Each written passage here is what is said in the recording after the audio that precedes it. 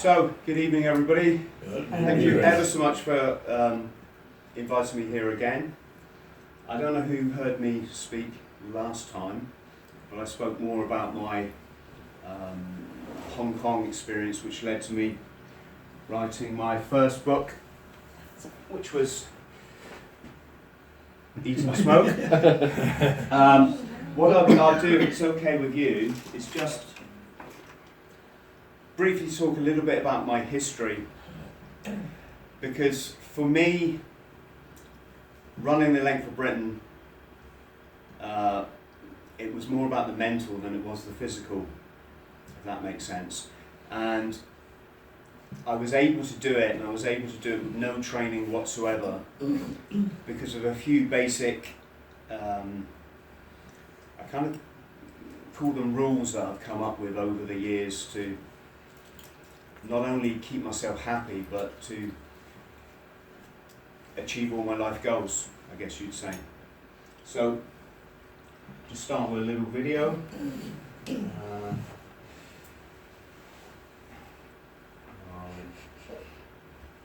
there we go.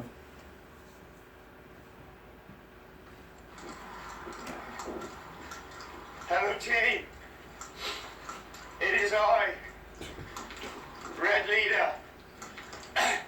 Apologise for the darkness, that wasn't my fault. You can just see my headlamp. Sorry about that, I don't really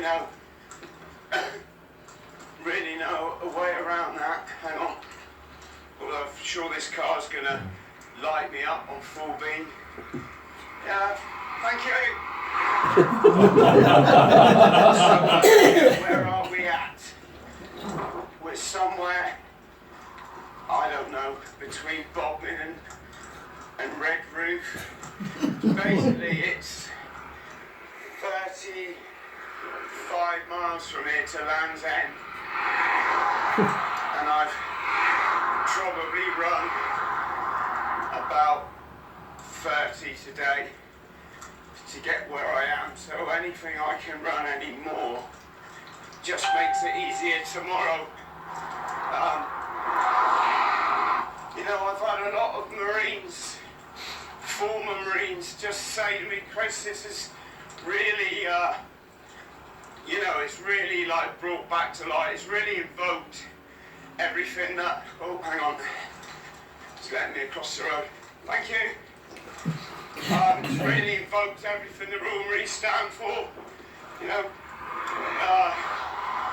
courage, selflessness, sense of humour, and yeah, I'm pleased about that, you know, because this is out there for anyone to do, you know.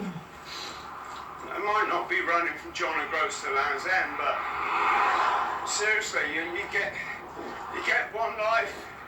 If you live it right, one is enough, and you don't want to look back on your life and think you didn't strive for those dreams that you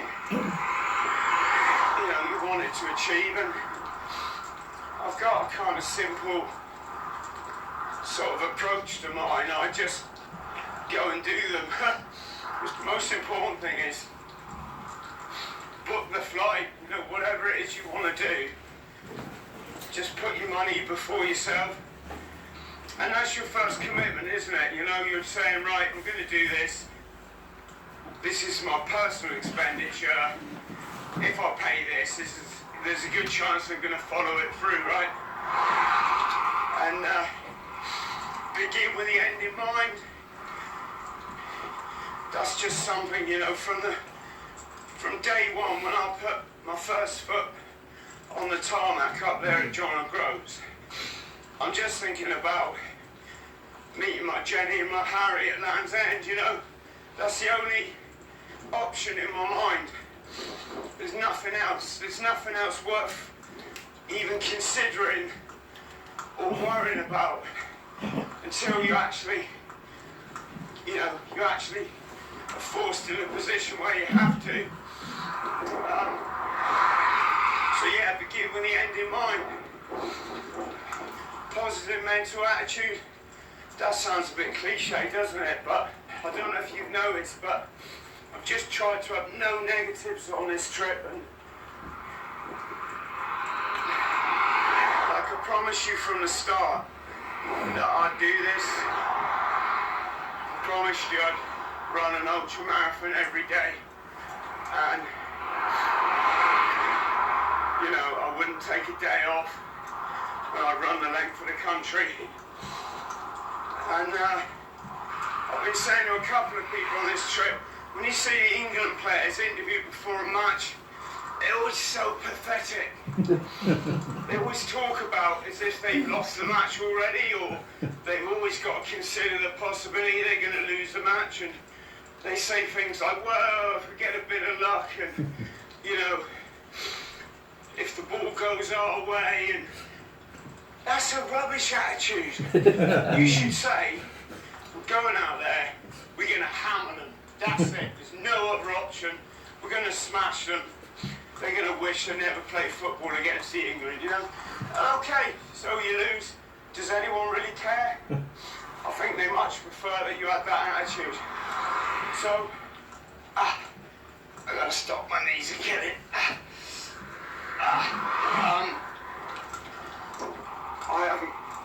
I didn't really plan anything, did I? That's another thing about achieving your goals is don't plan.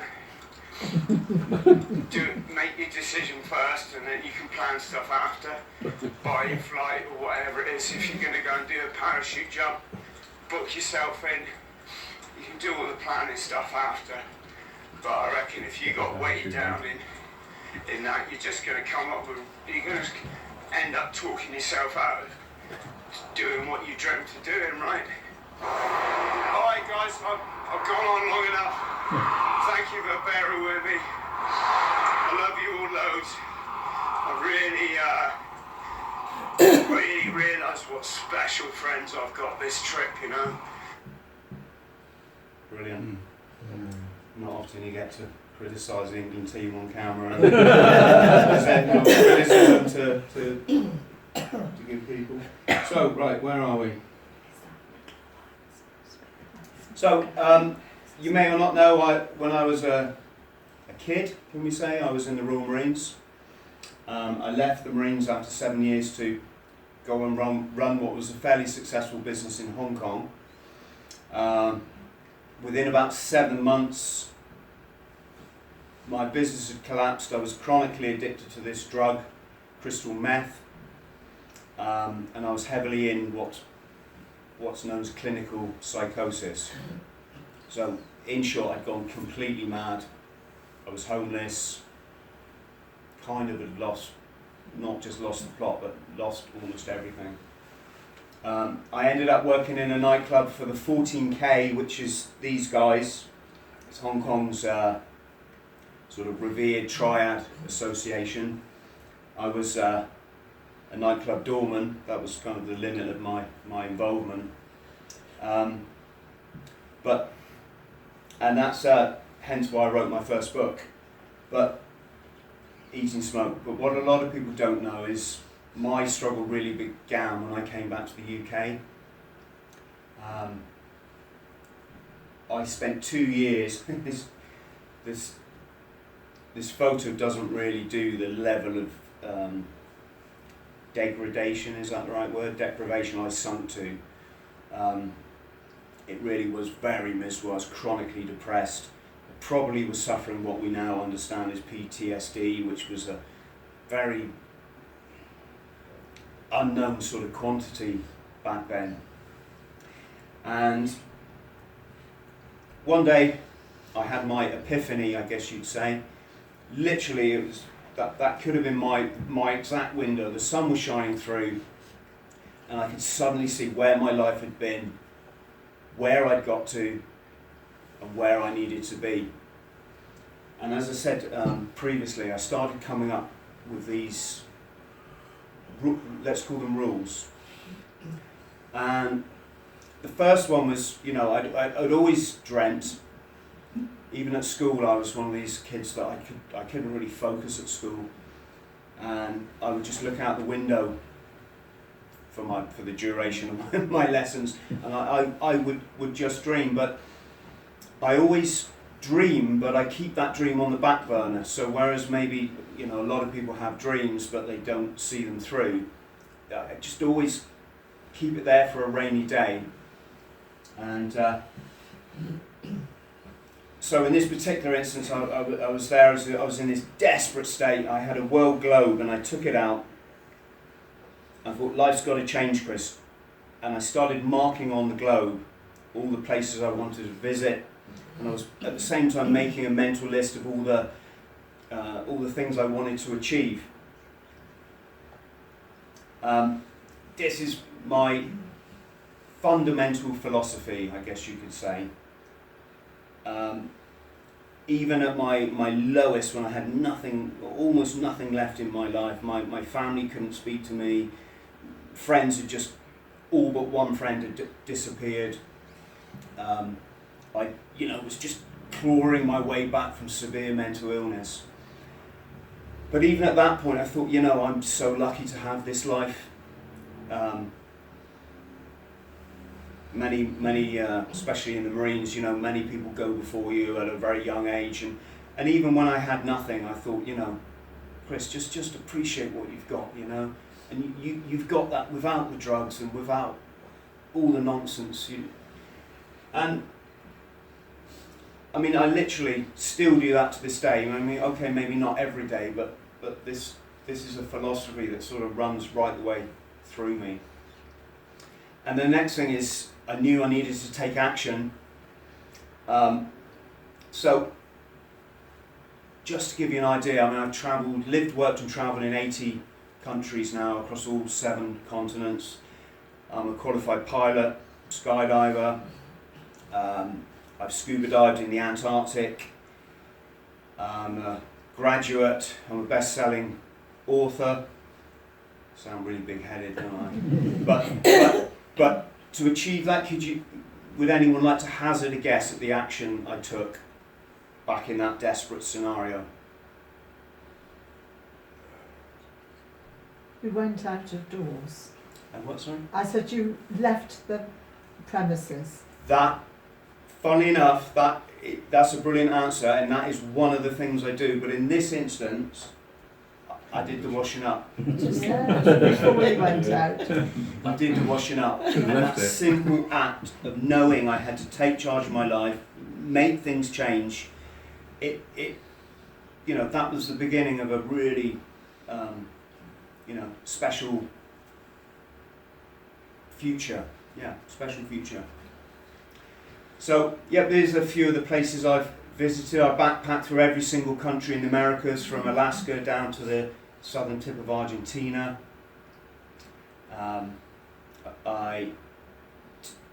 When I got over my addiction and mental health issues, I went and worked with kids, street kids in Mozambique. I've driven volunteer journalists to India and back from Norway by coach. Again, the dream, when I saw Tarzan on the Kid, that doesn't make sense. When I saw Tarzan on the television as a kid, you know, he's my hero. And like I said, that dream, it just always stayed in there. So when I had the opportunity, I explored a few jungles worldwide. This is the Amazon. You know, I'd see a program on television about people catching piranhas, and I would have to go and catch piranhas, and there we go. So, this was a raft trip through, did a cycle ride from Latvia to Estonia and Lithuania. My friend and I stopped, we built this raft on the route, and we put our bikes and all our kit on the raft, and we sailed down this river for 3 days. The culmination, I guess you could say, once I published my book, which I saw as kind of a real vocational achievement for me, the last thing I really wanted to do was see the 7th continent. And I found out you could scuba dive in the Antarctic, you could go on one of the old Russian ice-breaking ships. So, so I expeditioned to the Polar Circle. As I said, I'm a qualified pilot, skydiver, But tonight I'm here to talk about running, right? So, yeah, I've got a checkered running history.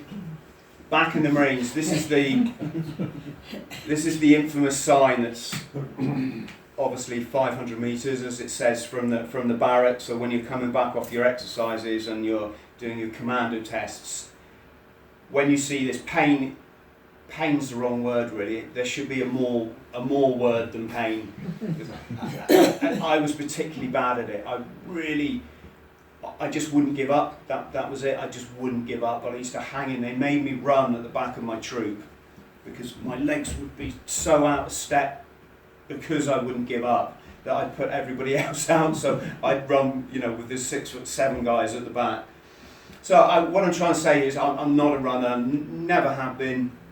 I've always tried to sort of keep my hand in a bit. And as you said, one of my go-to solutions when I do anything is to run around the block. There we go. I didn't even know I'd put that slide in there. But so yeah, London Marathon in 2005.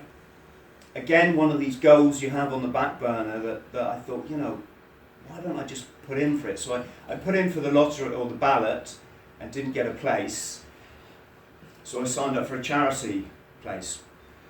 And the next thing you know, I'm training for the London Marathon. It's quite an amazing thing in itself to be self-motivating yourself for such a big event, because only you can do it, unless you can afford a personal trainer or whatever. So I thought I was really good. I got in under 4 hours, which they say is the marathon time. It basically means you didn't walk. And then a friend of mine on Facebook said, "Chris, check this guy out, Dean Carnazes." And so I'm checking out this guy's Facebook page, and he's run a marathon before breakfast. That's it. That was his Facebook post. Just done my marathon, I'm off to take the kids to school. So I'm reading about this guy, and he's run 300 miles in one go. Regularly runs 100-mile events and wins them. Up mountains, through canyons, across creeks. And it was an eye-opener, because I thought the marathon, you ran a marathon, and if you ran any more than you died, that was it. That was the limit of human endurance. So again, it just kind of went in there somewhere. And then a couple of years or so later, I came across this 24-hour race up in the Cotswolds. Ignore the 100-mile run sign, that's just the company who organises this event. Although some of the guys that I'd say girls as well, but I only know the guys that actually did run 100 miles in 24 hours. I ran 76, and what I always tell people is the easiest run I ever did in my life, honestly. Compared to the Marines training, where I used to die, I was dying. The pain was just, words could never do it justice. On this, it was a breeze. I just ran, I jogged, I stopped, and I'd made myself some vegetarian pasties, and then I'd run a bit more, and then I'd get chatting with someone, and we'd run, another 5 miles. It was done on 5-mile laps around this beautiful country estate. And when the guys kept running, I went, no, I'm going to go and sleep. So I went back to my tent, and I slept for 6 hours. And so like I said, 76 miles. I was pleased with that. I really wasn't sure. I had a few injuries at the time. So, having done this, I was sat at the computer one day, and I thought, I wonder if anyone's ever run the length of Britain. And wouldn't that be a great thing to do? And it wasn't, if I was honest, it wasn't really so much the running that piqued my interest. It was the thought that I can go through all these beautiful locations, take my tent on my back, take my cooking equipment, find a nice river to camp by, and that appealed to me more than the actual running, if I was honest. So, buy the ticket. This is another philosophy. You probably heard me mention it earlier. Just don't think about it, don't plan. If you think about it and plan, you just end up talking yourself out of the goal, or someone else will. So with anything I've done, whether it's skydiving, the flying, Antarctica, I just go and buy the ticket first, and that's sorted. I can worry about the small stuff later. So there I was, had my EasyJet ticket booked. They actually fly to John O'Groats, believe it or not. It takes maybe, I think it's like 3 connections, but they land at a place called Wick, which is just 20 miles down from the actual signpost that you're going to see. I got so much into it, I want, if I can find this one, but I started to learn about the mechanics of running. In the Marines, you just get a pair of boots and you run. The only thing I remember as far as any style or training goes is when you finish, they said, breathe in through the mouth, out through the nose. That's it, that's the limit of your military experience. I didn't know that there's a whole science to running, and that as human beings we're all capable, because of our DNA, of running vast distances. If you think about our ancestors have come through famine, they've come through hardship, they've come through cold spells, they've had to be able to move themselves incredible distances. So everyone here, we have that in our DNA. So just find this one.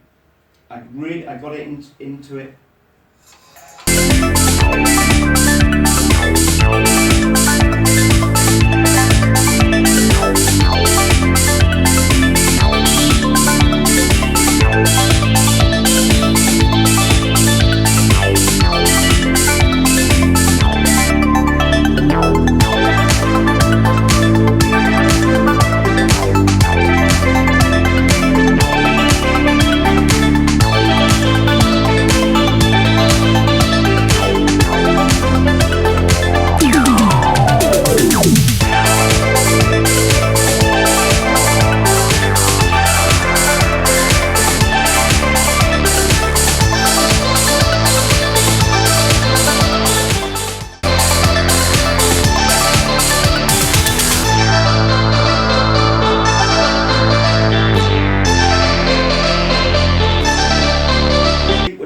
Up, I was getting concentrating on my posture, all stuff I'd never known about before, and I read a wonderful book called Born to Run, which you may have heard about. It changed a lot of runners' sort of philosophy, psychology around running.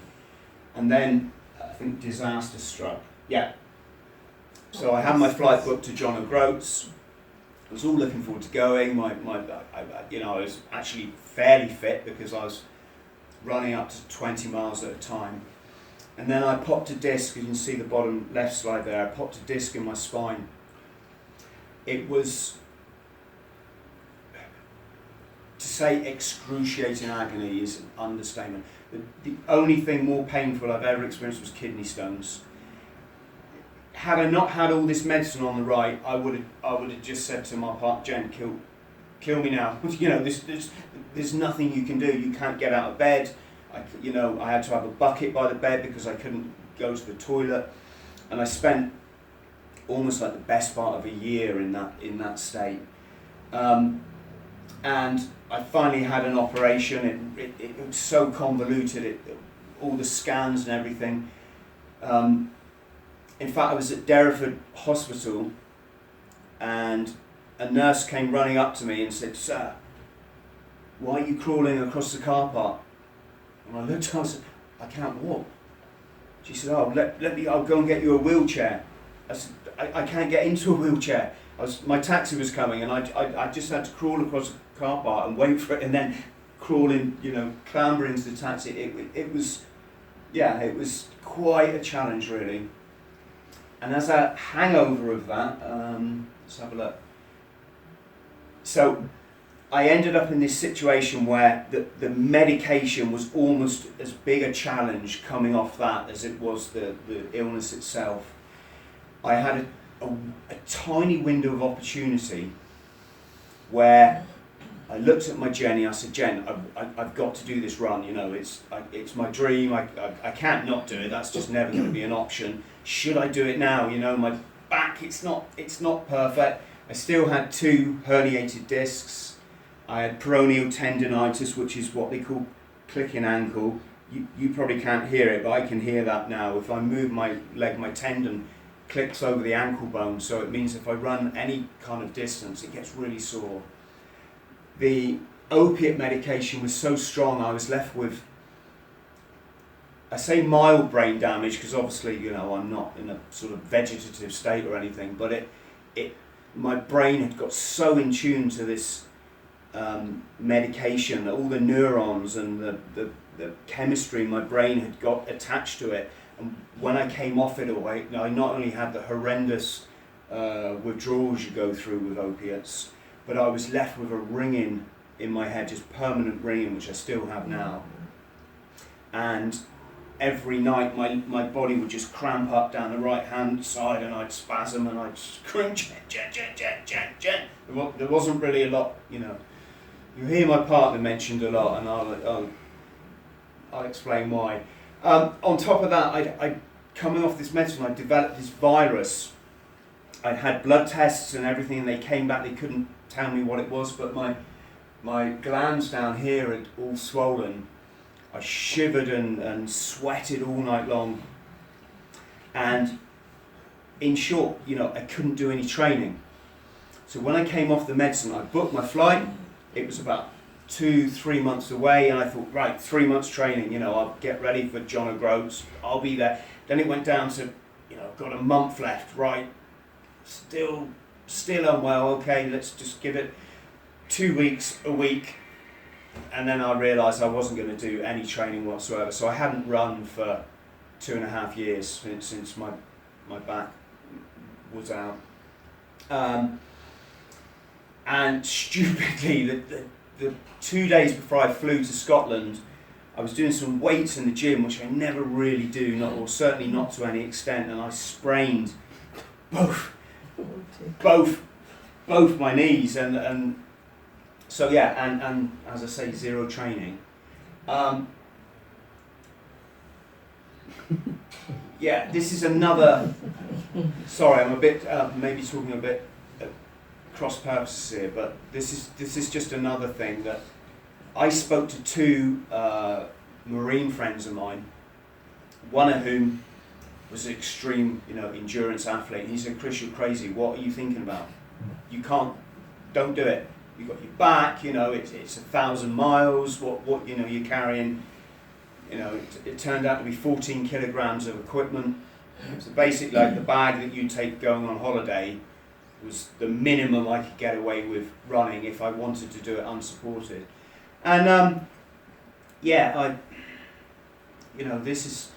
I'm a great believer in taking advice or listening to advice, but going with sort of my mind at the end of the, you know, what's in my mind at the end of the day, or what my mind's telling me. I managed to get 2 sponsors on board. These one's a guy on the right is former soldier, the guy on the left former Marine, and they very kindly paid £500 each towards my equipment, which cost thousands, believe it or not. You know, it's. I ran for a charity called the Baton. It's run by a really nice guy called Alan Rowe. Baz Gray, who I know you all know, is a patron or a director. Equipment. This is where I started to question myself. That there is just the list to go running. If you think you normally go running, you've just got a pair of trainers on. Some people carry water, and that's it. That was the minimum I needed to be able to run the length of the country unsupported. So just talk you through a few things. That was my cooker. I bought everything as light as I possibly could get. This came from China 2 days before my flight. I was praying it would arrive. It's just a windshield for the cooker.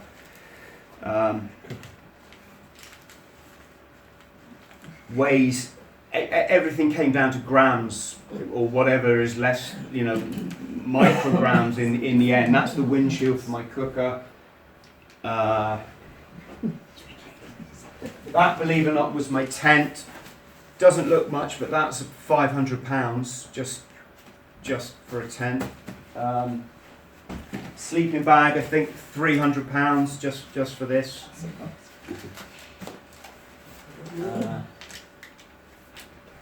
And that was my water source, you could say.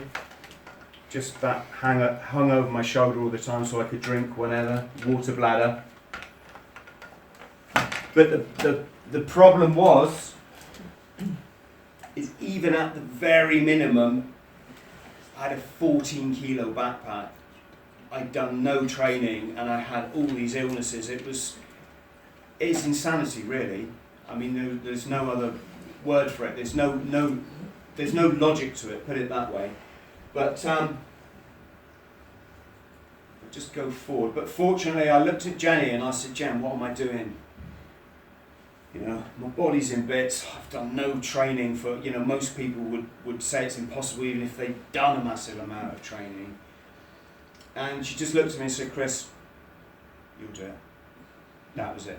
God, you know, I cried last time I was here. I'm going to try not to this evening, but you know, she's so wonderful, my girl. And she said, Chris, you'll do it. And that's all I needed to hear, just to have my character, I suppose, reflected back at me. I was like, yeah, I will, won't I? Yeah, of course. What was I thinking? Yeah, of course. So, as far as navigation goes, I did, like I said, you heard, I did no planning. It was all so last minute that I just grabbed an AA map off eBay. I cut out Scotland because I couldn't obviously carry the weight of it, and I had 7 pages just to cover Scotland. In the end, it became redundant because, I mean, not only do you have to look at your compass, and as long as you're going south, you can't really go wrong, right? Unless it's a dead end, and then that you're going to. Fortunately, I didn't run down any dead ends the whole 1,000 miles, which is brilliant. But the phones are so good these days. You just get up your navigation application, you hit the walking button, and it can walk you around this table. It's that accurate, and that's what all I relied on in the end. So that's me at Exeter Airport, and yeah, it all starts to become real then, doesn't it? You know, it's like, oh God, I've got to actually do this now, haven't I? Jenny came up. She insisted that I got a cabin when I was at John O'Groats. She said, just do it, Chris. You know, you never know what last minute. I mean, I was just going to get off the plane, get a cab to the signpost, touch it, and start running. But it's a really good idea because the straps on my backpack. I should show you, by the way. This is just a normal run-of-the-mill backpack, but I cut everything off it. I cut all the adjustable system here off, just to save, you know, 20 grams, whatever it might be. I cut the pocket off the side and just left one on that side. I cut the webbing that you pull tight, you know, the sack that kind of comes across the top. I took all the straps that I didn't need. Yeah, I mean, that in itself took about, I took the bottom pocket off here. That in itself took just about a week of sewing every night, sat by the TV, just sewing up the backpack. And what the problem I had was these straps were just an inch too low, and it meant that it was lifting the belt off my hips by an inch.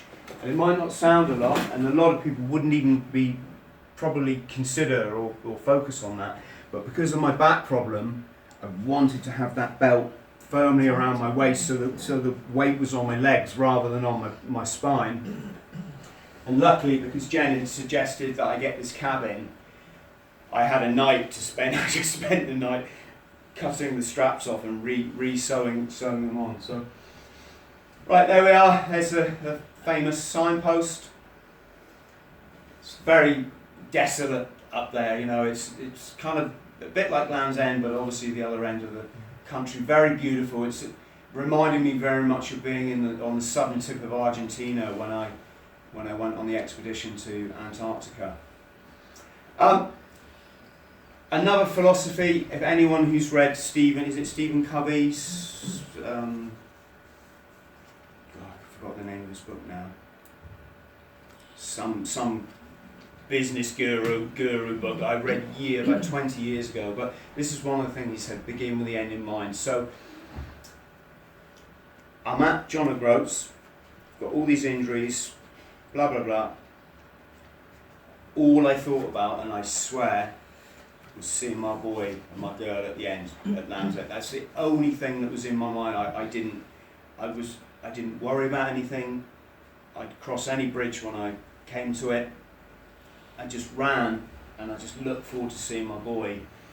And that was such a weight off my shoulder. It was like taking the backpack and throwing it away. It was amazing. It just meant that I could focus in the here and now, look around me and enjoy myself.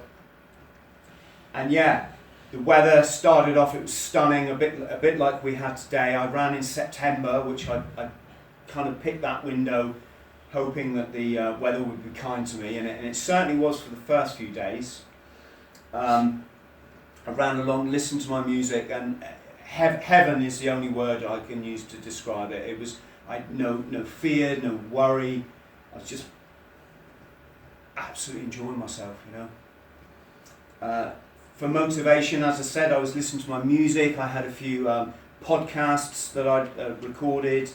I had a few audiobooks, which was great. I mean, audiobooks about 12 hours, and that was about a day's running for me. And of course, I had my Facebook team, as it were, that was growing. On the very first day when I left the signpost, I checked the fundraising page, and we're at almost at £1,000 already, and that was, whoa, quite unbelievable, really. But the encouragement I got from through social media was just more than I ever really expected. So yeah, first day, as I said, I was still sewing my backpack in the morning, and by the time I made my videos and got on the road, it was about midday. I hadn't had any breakfast or any lunch, so I just ran for 20 miles. I say that because when you hear people talk about running marathons, you know, they're worried about what they eat and their diet and their training program, and are they drinking enough water. The truth is, you can just get and run. We are, you know, human beings are amazing. So after 20 miles, I stopped and I cooked up some noodles. Stopped in Wick that night. I was slightly short of the ultramarathon that day, but I knew I'd make the average distance up in the long run. And I stopped in a park in the centre of Wick, and I was there stumbling around in the dark, trying to put my tent up, trying to make sure there were no doggy landmines, you know, around. I had more fear of those things than I had running 1,000 miles, if I was honest. And suddenly this police car just zoomed in on me, and I thought, oh God, I'm going to be arrested, or, you know, told to move on, and the policeman just come running over there, talk to you, you're that guy, and I was like, what guy? You were running from John O'Groats. I said, yeah. Where are you running to? And this is something that was really funny for me, because if you live in that part of Scotland and you see someone running, I would assume they're running to Land's End, right? But no one could get their head around it. They were like, you're running to Land's End, yeah. So it was a nice start to my trip, and the police were really good to me the whole trip. So I got to Loch Ness. It's all very beautiful. I'm sat in a cafe. I was having some I think spaghetti bolognese, looking forward to running along the side of the loch, and guess who turns up? I was really shocked. He just popped out from around the corner of this restaurant and went, hello mate. I was like, Baz, what are you doing here? He's so good to me. He just dried all my equipment. He booked a campsite for the night, went and got food. But it was really funny. It was really funny from the perspective that I was so much in my groove by then, running on my own, in my own, you know, just all day like this, you know, 30 miles every day, just head down, concentrate. That it really affected the dynamic, somebody else coming into that sort of that mindset that I'd built. Don't tell Baz I said that. no, bless him. And I wouldn't have it. I knew people would want to come and support me. That was going to be part of it, right? And I completely accepted that. But I just thought it was fascinating that I, didn't think it would kind of affect me as much as it did. So yeah, there's the famous castle on Loch Ness. There's my tent on the side. I think this is Loch Lomond. The tent was a massive problem from the start. It was trapping in perspiration, and the sleeping bag I had wasn't this tiny one. I'd taken a bigger one because I thought it was going to be cold in the Highlands, which it was. It was almost -1, I think it was forecast at one point, even in September. And so all my equipment was just soaking wet every day, which was it started to become a problem. And one thing Baz said to me, he said, "Chris, you've had it good so far. Look at the weather." He said, "You wait until it's rained for 10 days solidly." And I thought, it's going to rain now, isn't it? For 10, Baz knows what he's talking about, right? And he was so right. I decided to go off-road on the West Highland Way. So this is congratulating people who've come the other way and finished it, and I haven't even begun. There was such a torrential storm that I was soaking wet through. It was a struggle to get the tent up because the wind was trying to blow it down. I'd left Stirling, I think it is, maybe I've got that wrong, but I'd run up this mountain, and maybe I should have stopped in the town. And it all started to get really a bit desperate and a bit worrying. I've got a pair of running shorts, okay, I had a pair of leggings, and I've had a waterproof jacket, but I couldn't carry much more. And so, yeah, I found myself, kept asking myself the question, "Chris, don't put your relationship with your son in danger, anything else I don't mind, but it was just don't do anything really stupid." Some of the beautiful countryside, but this is what I was faced with. I started tippy-toeing across this river and trying to stepstones it because I just had trainers, right? And a couple coming the other way went, "What are you doing?" I said, "I just don't want to get my feet wet." They said, "Mate, there's another 100 of these in the next 15 miles, And I was like, "Oh, right." So I just charged through and send news. Yeah, that's I don't know why somebody decided to write that, but that could have been quite good at that moment in my life. It was bitter. I went on this epic run over the top of this mountain range, and I had no choice. It was along sort of sheep tracks, and all of them had turned into rivers. It was bitterly cold, and it was 13 miles to get across to the nearest road. So I was quite exposed. I'm just on my own. Not sure if I had a phone signal up there, and it was really kind of, should I do this? Right, just go for it, Chris, go for it. And I literally just ran 13 miles carrying that backpack. And when I got to the other side, I started to become hypothermic. And I put I got my tent up. Two lads came running over who were also camping, and they very kindly helped me get the tent up, but I sat in it and I just almost couldn't use my hands. I was so cold. And when I dragged my sleeping bag out, the cover sack of it that someone had lent me, saying, "Yeah, that's fine, Chris, that'll be waterproof," it wasn't waterproof, and my sleeping bag was soaking wet. So now it had gone from a unpleasant situation into critical, really, and I'm just sat there, I can't stay a night in this tent. And then there was a voice at the door of the tent, and this chap said, "Do you want a cup of coffee, mate?" I was like, yes, I do. This lovely couple, Duncan and his wife, took me into their camper van, and they made me coffee, and they said, "Chris, look, you can't stay out here tonight, it's just crazy, let us drop you back." So they dropped me back all the way over that mountain range, going round the road, obviously, so it didn't really achieve me much. And I managed to get a backpackers and dry everything out. And then I hitchhiked the next day back to where I'd, kind of left off. So this slide's in here for two reasons. One, it's my son Harry's favourite slide. When I talk about my run, he always says, "Daddy, can I see the bear?" He was three at the time, he's 4 now. And when I came here tonight, he said, "Daddy, you will tell them I'm your son, won't you?" I said, "Of course I will, you know." But this was a particularly nice pub that I ended up in, and I put that there because of it was amazing how hungry I got. I could basically eat about double and probably still keep eating if I wanted to. So before I went on this, Jenny and I, we moved as much as we can to a plant-based diet. I don't like to use the word vegan because we're not strict with it, you know. We wouldn't be rude to hosts or whatever. But just to give an example, the reason why this chap at the top, he's a doctor, lives in Asia, I believe it is. He's the world's strongest powerlifter, and vegan, obviously. The chap at the non-steroids, if that makes sense. That's why he looks quite sort of trim. The chap at the bottom, Scott Jurek, is probably one of the world's most renowned ultra runners.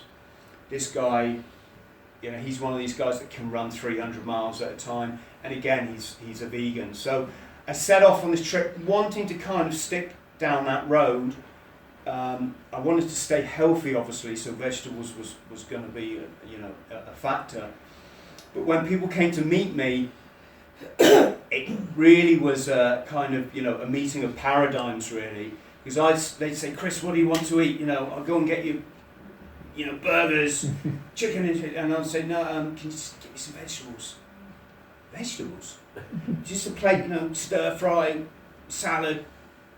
"Ah, you mean pork?" I say this for a reason. This is like happened twice, you know. I say, "No, just vegetables." "Ah, right. You mean chicken?" I say, no, just vegetables. Honestly, I need to eat some vegetables. So yeah, that was quite interesting. Injuries, right from even before I'd left Scotland, I had an injury so bad in my knee. There certainly was a doubt whether I could continue at the pace that I was going. My goal from the start was to run an ultramarathon a day. So that's anything over a marathon, right? I wasn't really, it's not that it's not a wonderful achievement, people walking the length of the country, or people running at their own pace or whatever. It's just, my goal was an ultramarathon a day, and that, you know, that's what I was going to do, you know, no matter what. And when you start to get injuries, obviously it puts that into jeopardy, right? So just to give you a bit of an idea, ignore the cut on my leg. That would have been the least of my worries, believe me. But I don't know if you can see my left knee there is about a third bigger than my right knee. That was just an ongoing problem. It was absolute agony, and it stayed that way the whole trip.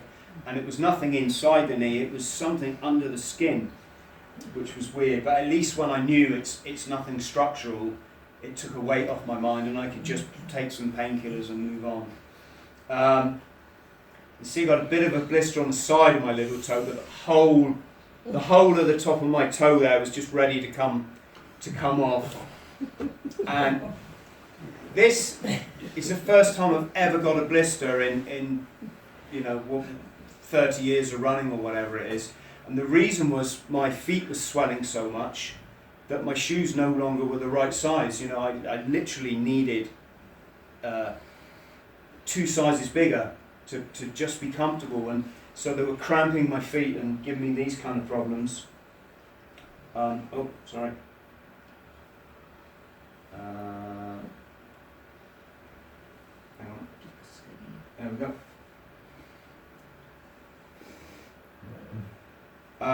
That was my ankle. I hadn't even got out of Scotland by this stage. My one ankle was twice as big as the other one.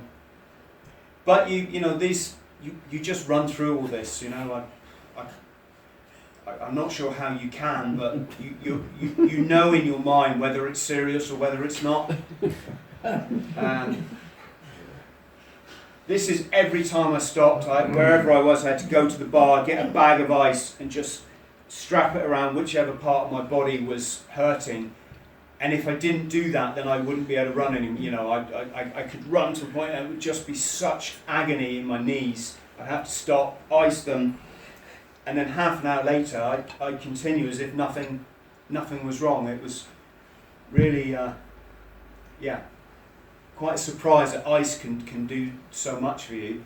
You can see the size of my backpack there.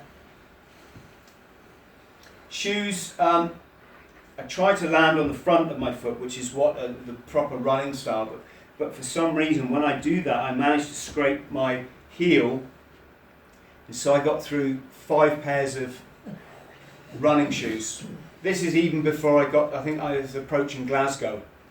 That's my first pair of shoes. You can see they're almost worn through, and I had to I got sponsored by this shop that said, come in, we'll get you a new pair of shoes, which was,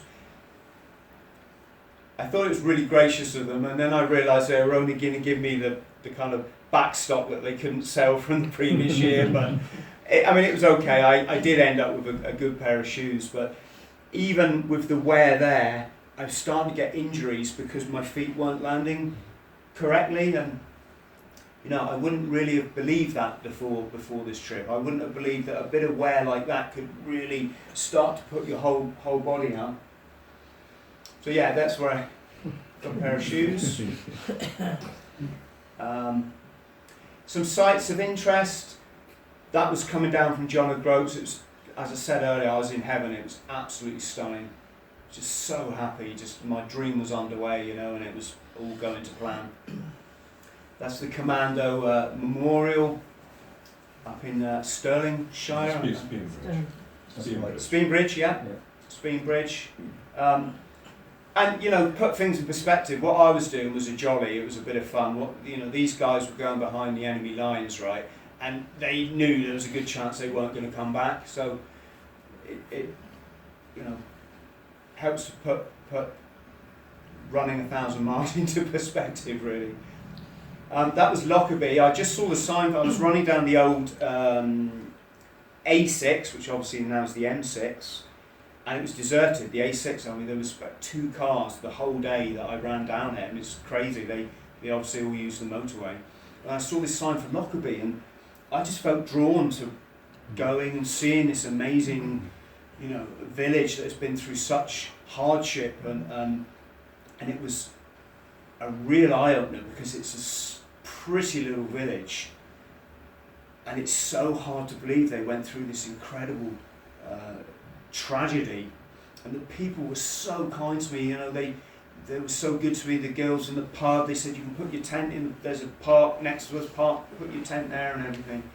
And when I went to see the Memoir, and I took half a day to do this, so I didn't actually get running till 1 o'clock, but yeah, it was certainly worth doing, but it was really upsetting. I was really quite surprised. I'm not really a sentimental sort of person, but just to see that, there were say a mother there that had lost her husband and 3 children. Couldn't get my head around it, really.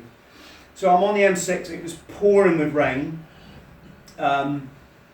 It was 11 at night. I'd just been running and running. I'd done well over 30 miles that day, and I was looking for a place to put my tent, and I found this yurt, and it was like at the back of a restaurant, but because it's the old road, there's hardly any traffic, and I guess they had hardly any customers. So I thought, they won't mind if I sneak in there and sleep. So I went in, and it was full of these reindeer skins, and I just, the door was open, and I just put my sleeping bag out, and obviously I knew I was going to be away early in the morning anyway, and so that was quite a nice experience.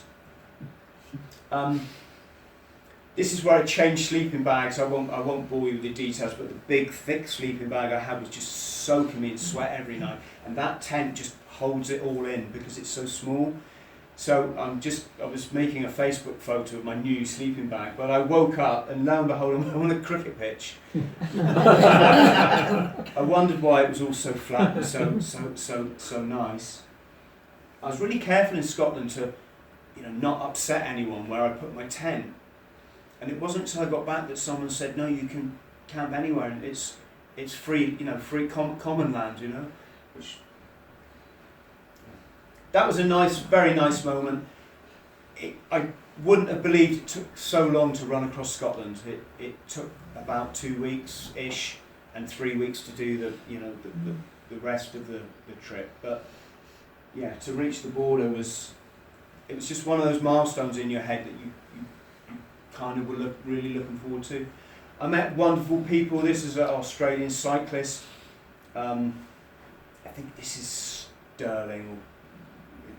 It's really hard. I just ran, right? I didn't really know where I was. As long as I was going south, all the places were places I'd never been before. So it wasn't as though I've got this real kind of mind memory or muscle memory in my mind to remember where I actually went.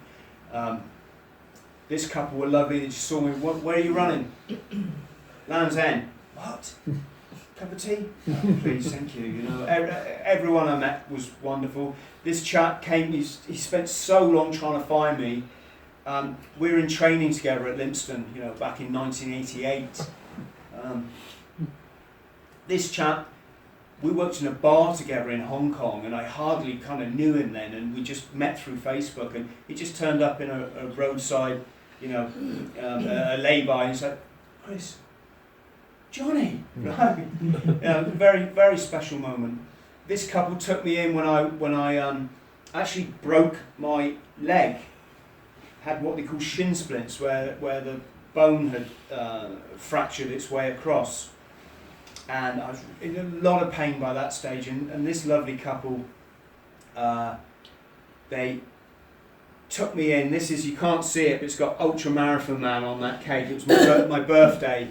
And they really looked after me. And the chap in the middle, so it's Tim and Kathy, the chap in the middle was an ex-Marine, and he really just looked after my leg the whole day that I was there. And I ran a mile that day, and I just knew that I'd have to make up that average on the rest of the trip.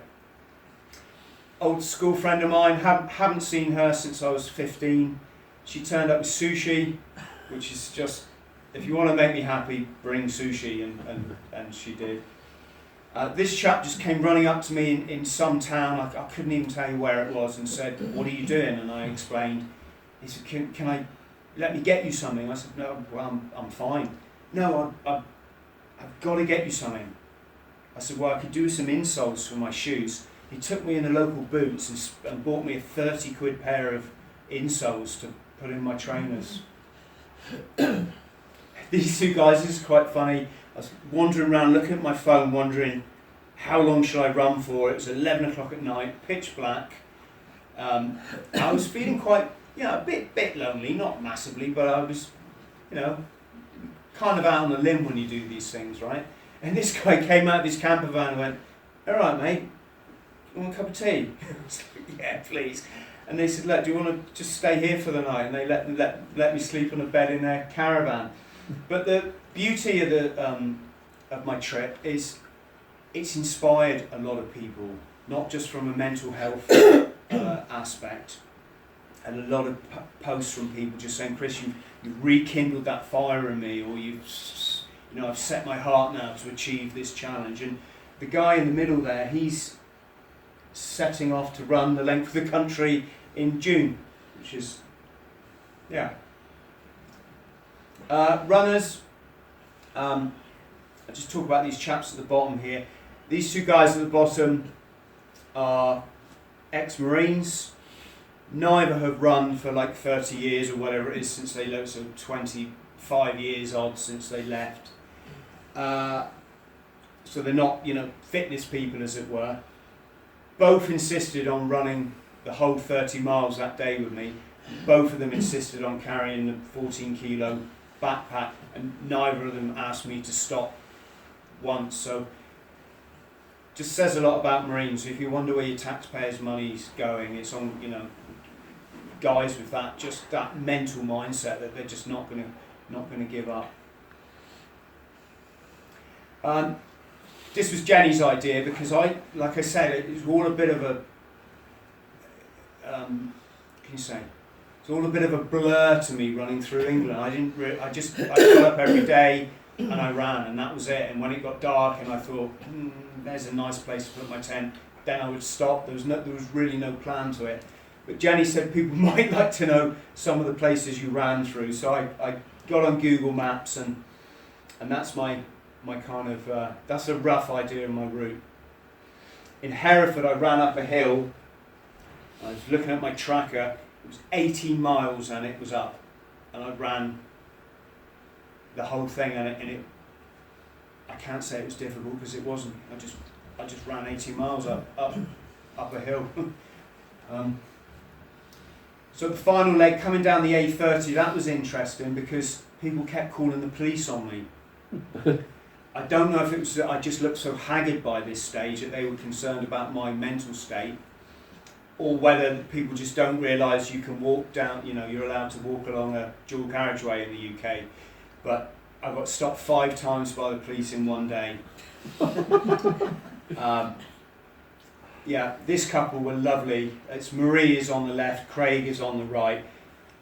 He tried to join the Marines and failed, so he was just sort of, kowtowing to me, which was a bit strange because policemen normally, they're normally telling me off when I interact with them. And Marie was so lovely. She said, "Where are you staying tonight?" I said, "I just sleep on the side of the road." She said, No, come to my house. I live in, Bodmin or wherever." And her chap, Stuart, former Marine, was out and about in his car at 3:30 in the morning, just checking that I was still all right. And finally, at about 4 o'clock, I said, "Should we call it a day?" Yeah. So I went back and I had 2 hours sleep at their house before running on to Land's End. Just to give you an idea of the mileage, so 3 days from the end I ran 31 miles. The day I've just talked about was 42 miles. Did a bit more that day because I just wanted, if I could get to Land's End on the Sunday, then there could be people there to meet me, right? So it was worth putting in that extra bit of effort. The final day, I planned it in just to run just over a marathon, so that's technically an ultramarathon. And my body would have been fine for that, believe it or not. I was still, it's kind of in agony, but you get used to being in agony. And 2 ex-Marines came out to run with me, and bless them, they wouldn't let me run down the dual carriageway. They said, "No, it's too dangerous," and they said, "Let's run around the seafront." That sounded really nice, run around the seafront. Yeah, it didn't occur to me it would be a lot longer. So I ended up running about 5 miles more than my mind and my body were anticipating. And it got to the stage where I was in my own world of pain. I was just really kind of in this weird zone, and like every mile I just stopped, and they got this ice spray that you can buy, they got it out of my bag, and I just sprayed my knees. And they just spray my knees with this ice. I would have just taped ice around if I had some, and I just spray my knees. Right, okay, off we go again, and I could manage another mile, and the last 5 miles to Land's End were, that it was a bit challenging, a bit, not, it started to get a bit challenging. So in total, 977 miles, ran for 408 hours. I'm not really sure what that kind of means, but that includes all the time that I was on the road, so we're talking about stopping for lunch and putting the tent up and all this sort of thing, so it doesn't mean an awful lot, but and calories burnt 95,000.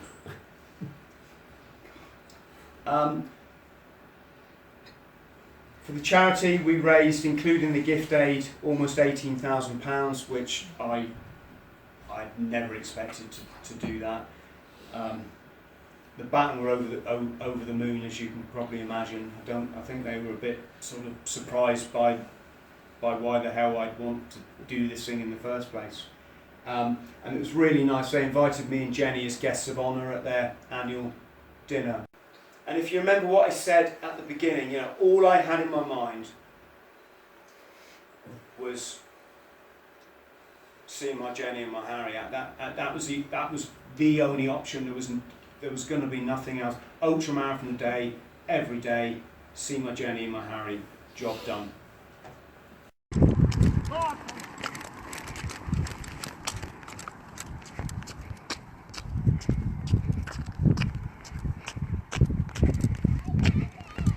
Hello, my boy!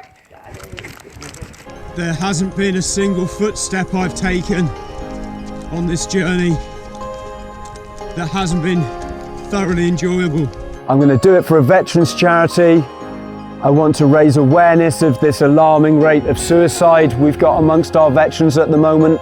If I have to crawl an ultramarathon a day, that's what I will do.